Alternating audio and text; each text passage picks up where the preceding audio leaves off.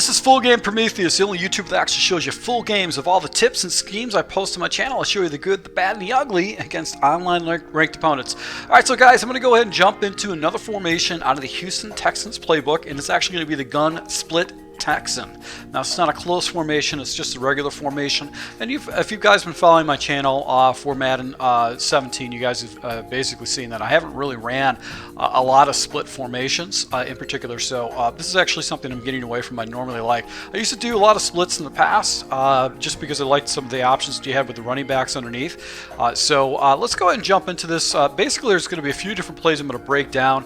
The audibles, I really don't care for the audibles in this book. This particular play, because the audibles are somewhat limited. The only good audible would be a halfback draw, which is good if your opponent uses a lot of zone. Now we're going to take a look at one play in this video. So this video is going to be fairly short. It's going to be the out and up shot. Now this is a good complement. Essentially the same concept is the another play I'm going to break down in this series, which is going to be play action fork, shot fork. But this particular play is actually you can attack both sides of the field against your opponent if you do get a cover 3 look or basically a man look. So let's go ahead and jump into this. We're going to run this basically at all different types of I'm going to run it against different types of coverages, and then we're just going to do it a couple times random. Alright, so this particular play is really designed to go ahead and beat anybody that likes to spam a lot of cover 3 blitzes, such as the slant buck show, basically any kind of a cover 3 overload blitzes. That's where you're really going to get your opponent. And really what all you have to do is just go ahead and lob the ball up, and 9 out of 10 times if you've got fast wide receivers, you're just going to beat their man up top and able to go and pick up some pretty good yards, especially if there's any kind of press coverage. Now you've also got the check and releases down below, so if he does over the top coverage, you can go ahead and just attack him with those particular plays too. And if he doesn't have the coverage over the middle, you can just go ahead and possession catch that post over the middle. He's going to have to defend the sidelines. He's going to have to go ahead and defend other areas of the field, and that's what makes this play pretty devastating to stop against cover 3 blitzers. So if you're going against someone who uses a lot of cover 2 blitzes, all you're really going to do is you're going to go ahead and look at the check and releases or the deep post that goes over the middle. So just the drop pass there by my third wide receiver, that's going to be the area you're going to go to. I force your opponent to go ahead and defend those flats because basically the sidelines are going to be wide open if he does hard flats underneath. But the check and release is going to be basically where you're going to go to with this particular play. So the defenders basically play the sidelines. Basically, you know you've got the check and releases that you can check down to and actually pick up some fairly easy yards. And also you've got this deep post over the middle against cover 2 that you get wide open. Against cover 4, really kind of the same way.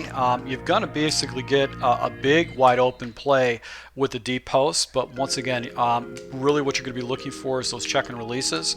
A lot of cover 4 players are going to play over the top coverage, or they're going to play cloud coverage. They're usually not going to go ahead and play flats. Really the coverage, that kind of coverage is essentially designed for just not letting up the big plays, and that's why people do like using cover 4, because it's surprisingly good in defending the run, and it doesn't give up big plays on top of it because you got those safeties going to the middle. But right over the middle of the field, as soon as your slot receiver gets past the yellow defender, then basically you go ahead and attack them with that. Now, if your opponent decides to go ahead and use some man blitzes, once again, you're going to have this easy, huge play up the top, and essentially going to have 7 blockers against him. So if he gets aggressive, he starts using like a pinch buck blitz or like that, that's actually going to put you in a pretty good position, because that man coverage is going to allow you to go ahead and hit your opponent. So this play is designed to beat anybody that has a lot of aggressive cover 3 blitzes or uses a lot of aggressive man blitzes. That's where you're going to basically go ahead and just kill your opponent with it. Now that blitz actually came in. It looks like it was probably some kind of an engage 8 right there. But as you can see, if I can get the ball off, it's a touchdown. Basically, there's no way his defender is going to be able to get in the area to go and stop that particular play. And what's good about it too is that essentially you can go to the other side with it. So you can see right here, able to go ahead and take a house on the other side too if my opponent starts cheating off to the left.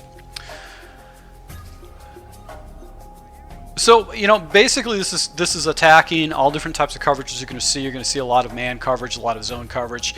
Sometimes people will actually use man coverage, and then they're going to do a hybrid man coverage with outside linebackers playing cloud flats. They're not going to be in the area for these out and ups. There's just they have to play the outside.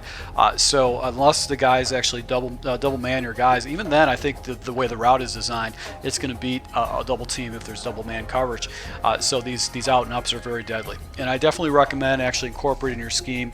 It's going to help you dramatically just with adding some depth to the playbook. So this is going to be a standalone play we're going to breaking down. I'm also going to go in and show you why circles slot seam. The halfback power row with the draw, and then some other audibles that you can jump into. So once again, to my subscribers, I hope you guys appreciate this stuff. Please hit the like button if you like these tips, and I'll be rolling out more Houston, Texas playbook items and how to run this at least have a scheme to attack people if this book actually falls to it, or if you want to play around with it. So to my subscribers, I appreciate the support, and until next time.